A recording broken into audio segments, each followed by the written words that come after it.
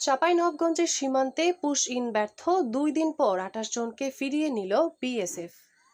চাঁপাইনবাবগঞ্জের গোমস্তাপুর উপজেলার বাঙ্গাবাড়ী সীমান্ত দিয়ে ২৮ জনকে বাংলাদেশে পুশ ইনের বিএসএফ এর চেষ্টা ব্যর্থ হওয়ার পর তাদেরকে ভারতের অভ্যন্তরে ফিরিয়ে নিয়েছে বিএসএফ।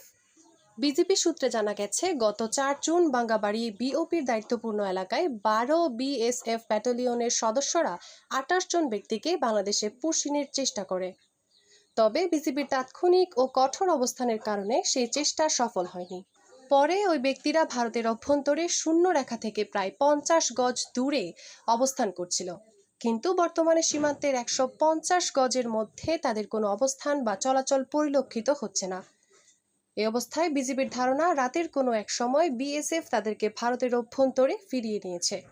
১৬ বিজিবি জানিয়েছে, সীমান্ত পরিস্থিতি নিবিড়ভাবে পর্যবেক্ষণ করা হচ্ছে এবং সংশ্লিষ্ট এলাকা সার্বক্ষণিক নজরদারির আওতায় রাখা হয়েছে।